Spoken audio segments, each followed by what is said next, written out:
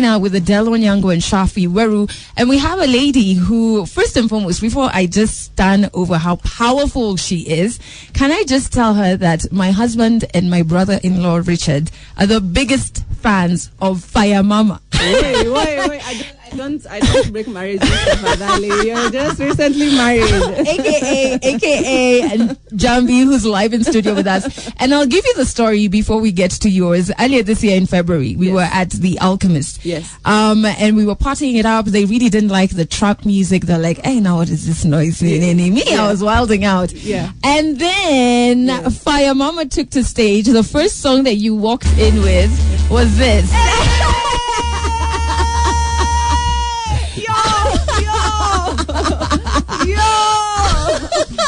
No. Exactly. No. And you had so much energy. They were like, this is what we're talking about. Yes, man. Oh my God, man! Just thinking about that day just makes me so happy, and I hope it makes you happy as well. Yes. There were people in the crowd who were just standing out for you. So it's great to have you here this morning. Good morning, Adele and Shafi. What up? And it's great to see you in such amazing spirits. And I have to commend everybody. Even yesterday, I saw guys like Bet, Shiro, Maureen, Tini, so many guys on Twitter, Ricky Spence, just talking about the benefit concert that is to benefit you that's coming up this Saturday. We're going to dive into it a little later. But, Njambi, some members of Team Adele, Team Shafi, I think most actually, haven't really known your full story. Yeah. Okay? So there's something that you've been battling for a while now. Yes. What is that? I've been battling a condition called endometriosis. Well, I've had endometriosis for the last 18 years. But for the last 2 years, it became worse. I started having chest pains. I was working at Nation. And I was doing QFM and at Nation FM. And then I started having chest pains, and I thought, oh, okay, maybe it's the AC in the studio. So every time I'd work in the studio, I'd switch off the AC. Then it still wouldn't stop. And then one time I was on air, and I was doing the night shift, and I completely lost breath on air. So I just pushed down the faders and I slept on the mixer. And if it wasn't for the driver, I don't know what would have happened. Then I was taken to hospital. And after that, the doctors didn't see anything wrong, so they just gave me some painkillers and told me to go home. So a week later, we were retrenched, and the chest pains didn't go away. So I ended up going to hospital, and I was raised by my grandmother, who was also sick at the time. She was complaining that she's feeling sick, so we all went to hospital. So my grandmother, me, and my mom. My mom took us to hospital. So my grandmother was diagnosed with ulcers, severe ulcers. And I was, I remember the radiologist came out with the X-ray, and he said, did you come to hospital alone? I said, no, I was accompanied. And he said, you have to go into theater tonight because your lungs collapsed. Tonight? Yes. Your lungs have collapsed. I was like, what the hell? What's that? He's God. He's like, you can't go another day. You can't. So here we are. I'm retrenched. I don't have medical cover. My grandmother is also sick. So we went back home as a family, and I, by God's grace, I made it through the night. We pulled funds. Next day I was in hospital. The tube was inserted. And that's how it began. So then later, after 2 weeks, my grandmother was diagnosed with pancreatic cancer stage 4. Oh man. So now you can imagine we're dealing with that, and we're also dealing with something I don't know about. So I was on TV fundraising for my grandmother, and then this girl hit me up on Facebook, and she asked me if the lung collapses are happening during a certain time of the month, and I was like, that's strange. Actually, you were like, right? I was like, she's like, does it happen during your period? I was like, yes. And she's like, you have a reproductive health issue, go and see Dr. Patel at Aga Khan. So I went, and truth be told, yes, I was diagnosed with thoracic endometriosis. So basically what endometriosis is painful cramps, You've seen people who have cramps back and they can't move. That's something serious, and they need to get checked. And if they're not checked, those cells could move to other parts of the body, like in my case. So these cells moved to my lungs. And so every month when you were on your period, my lungs collapse. What? And what happens is these cells bleed into my lungs. So when they bleed into my lungs, there's a lot of water and there's a lot of blood in my lungs, and excess air that needs to be sucked out. Yeah. And that's another surgery. So this year I've undergone 10 surgeries. I'm talking to you right now, I have a collapsed lung. Yeah, she was just telling me that outside. I was like, what are you talking about? Yeah. I was in hospital on Tuesday, and the doctor was like, you know what, Njambi, this thing has happened again. You can't fly with this thing. We need to suck out the water and the air and the blood so that you can be able, to now fly to go out. and get. Yeah, the doctor was like, they can't even allow you on a plane right now. So, oh my God. Yes. First and foremost, I did not know that the person who helped you figure it out was somebody just via your Facebook who saw you and we have never met. We just speak on phone. I have never met with Cindy. She's so busy. Yeah. And she's also been battling very many issues. Yeah. And she called me up, she prays for me. She's like, Njambi, man, I'm really, really rooting for you. God bless her. She's not a doctor. She's not a doctor. She also went through the same thing. Okay. And she's okay now? Yeah, but hers wasn't as serious as mine. And she reached out. That is so amazing. That is so powerful. Okay, so we definitely want to know more about the journey and how she's handling it. And also, more importantly, how you and I, Team Adele, Team Shafi, can help Fire Mama. Yeah. So if you have, by the way, any questions for her, you can send those to us on Twitter at Kiss100 Kenya. Do stick around. With Fire Mama, a.k.a. Njambi, is alive in studio with us, and Pauline is sending nothing but her love to you. She's like, this Ugonja is trying to resist, but we shall overcome. Like, there's just no options around it. Okay, but something I want to know. So the first time when you're having these pains, you basically collapse in studio. Yes. And you go to hospital with your grandmother. Yes. And then after the x-rays, you're told, by the way, as you're here perambulating, you have a collapsed lung, right? Yes. What is the first thing you're feeling at that point? I was scared as hell. I was so scared. I was like, what is this now, surely? Yeah. I didn't know. I didn't even, because I thought it was maybe the cold. Yeah. I'm so exposed to cold, and I was gigging all the time. Yeah. So I thought, it's the accumulation of baridi. And you know the way mothers are. They're like, unaona tukikwambia vai sweater, by the way. Tukikwambia vai jacket. You see what we mean? Yes. I'm like, okay, that's how I kind of had, Yeah. But then, right after that, the first surgery, we try to find out, we're asking the doctors, what's the problem? And the doctor is like, by the way, your weight is a problem. Yeah. Because you're really skinny. So sometimes skinny people tend to get this pneumothorax things. Yeah. Because of the expansion of their lungs, and, they're quite elongated and stuff like that. Yeah. But then it happened again the next month. And we're like, okay, I haven't been working. I'm not in the studio. Yeah. So, nimevaa sweater, niko warm, nimetry kukula. Yeah. Not until Cindy got in touch with me. Then we're like, damn.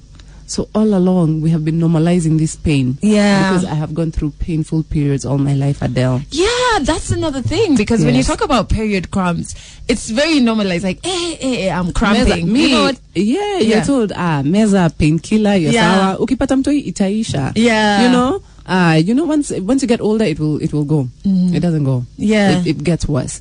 And I've gone through painful periods to a point where I missed out on classes, I've missed out on opportunities, job opportunities. I was in day staff for 4 years. Yeah. And I didn't do well. Yeah. Because of all the classes I missed.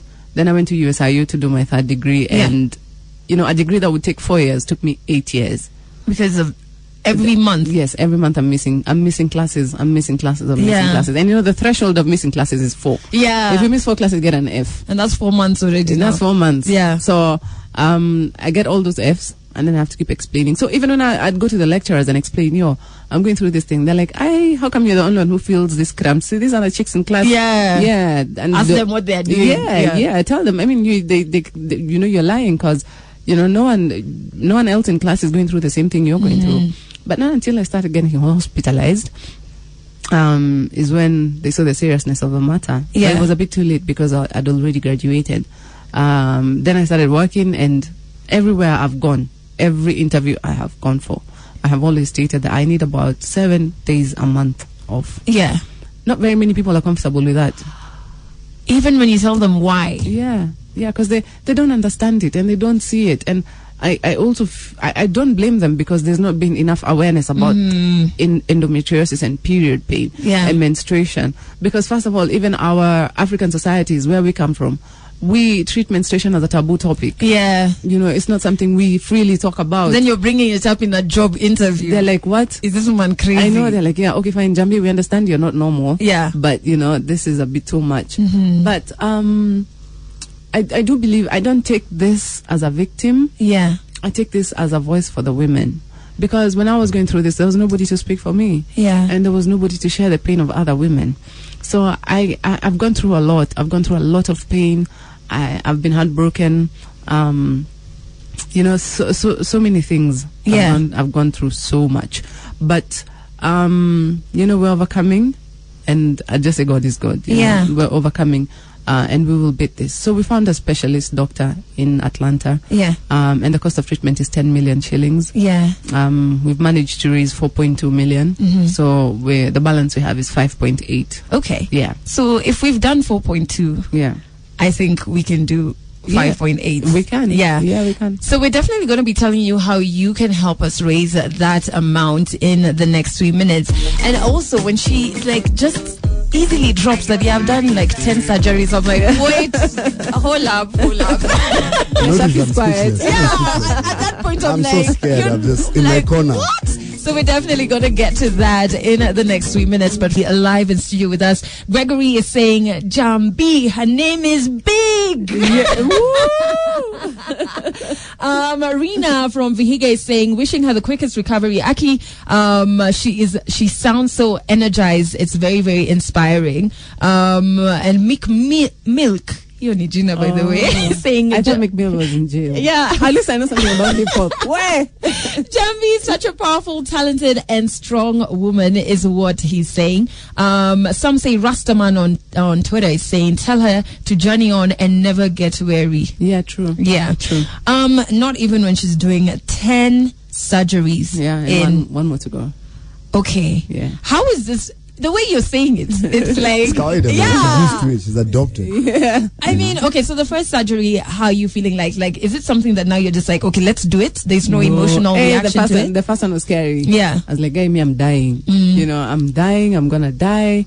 My life has ended. I'm like, God, forgive me all my sins that I've committed on this earth. Anybody I've wronged, I'm really sorry. Yeah. And, you know, but it was something that really got me close to God. Yeah. And got me very close to my family. It was very painful. Then when it happened again, we're like, aye, tenner. Yeah. Then tenner. Yeah. No! Like, no, come on. Yeah. So the last surgery, yeah, I was like, me and my doctor have grown really close. Yeah. He's called Dr. Odula. Like, he's the most brilliant doctor ever. Yeah. You know, he's a consultant surgeon. And you know, the last one, I was like, yo, doc, man, now what are we going to do? He's like, hey, Njambi, by the way, me have chocolate see. It's like, every time I'm at home, I'm chilling. Yeah. And your phone calls always come in the evening. Yeah. Then he's like, yo, I see that phone call. I'm like, God, let it not be another one. Yeah. So the last one, we checked in and I wasn't scared. Yeah. I was like, yo, let's do this, man. I'm tired. I need to breathe.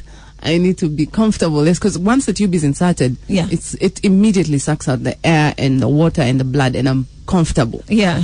So, so the last one he was like, yo, man, let's not do this. Let's sort it out forever. He's like, Njambi, you know, we can't keep doing this. So anyway, so I came out stronger again. Yeah. So what do you feel before you almost sound like you've even become a bit of a doctor. I am. Even though she's just throwing the term. Yeah, a bit of a terminologies. Doctor. Yeah. So you read your body well. So what do you feel before you call your doctor and say, yo, another surgery is needed? First of all, the coughs. Like, I can't even speak for... You can't control them. I can't control them. Yeah. Control your the lungs. coughs. Yeah. Yeah. Then there's a sharp pain in my chest. Yeah. And immediately I just know. Like, I just it's know. Time. It's time. Yeah. Even my mom now knows. She's like, hey, yeah. She's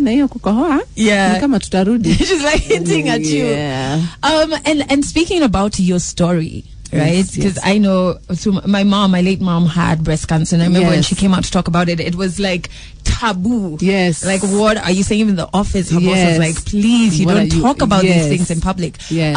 The first time you spoke about it, what motivated you to do it? Yes. And what were the reactions that maybe got you doubting, speaking about what you're going through in public? First of all, I must say people like your late mother inspired me quite a lot. I followed your mother's journey. Yeah. We did as a family. Yeah. You know, then later, yes, and we really supported. And later, then we actually dealt with cancer. It was way easier for us, you know, because there's so much awareness that had been raised about cancer. Yeah. Now, endometriosis, you hear talking about menstruation. Yeah. First of all, the men are like, what the? You know, what's that, But I have never been someone who's afraid to speak out. I speak out. If I have a problem, I'll speak out because I'm not going to die and I know I can get help. Yeah. And I believe me speaking out has helped millions and millions of women. Yeah. Because now they know that if you have period pain, it's not normal. Yeah. Go and get checked. Yeah. It's not normal.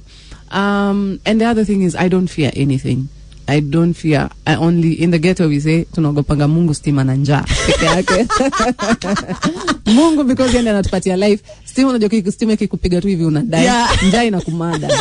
Yeah, so tunagopa Mungu stima na njaa. Hizi zingine ni others. Yeah. Yeah, so me, I know I'm gonna come back way stronger, better. Amen. We'll raise that money. We'll help other women. Yeah. And we will set up a foundation that will help millions of women. And we will urge the government to increase funding through the Ministry of Health because our healthcare system needs extra research done for such conditions. Exactly. And the women leadership of this country needs to take this seriously because this is a crisis in the making. Yeah. If you have a demographic of women between the ages of 13 years and 45 years, that's a huge, those are millions of women. Yeah. Those are millions of women. And you're here conversing about it, but let's talk about like the other corners of the 254. Yes. Somebody probably has never even, can't pronounce the name of the thing, has never heard of it. Yes. So now, we just surviving. Yeah. Just surviving, going about life like, we need to sort that out. But I love that you said that we will hit those targets, but we shall only hit them if Team Adele, Team Shafi, you come through.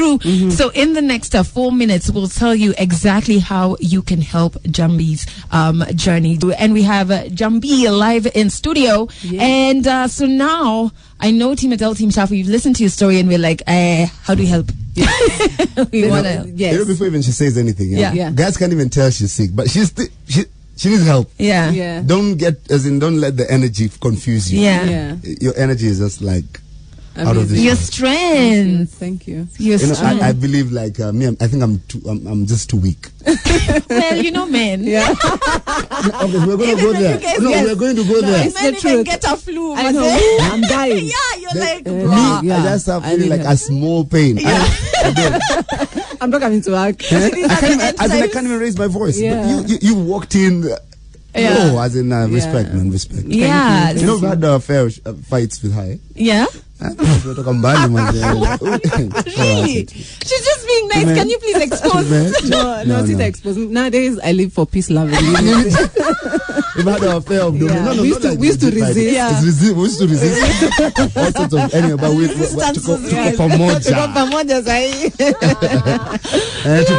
revisit that story when she comes back from Atlanta. After she's A-okay. Akitoka Atlanta. Yeah. Tumaze mambo za matubes. Tutaongea story.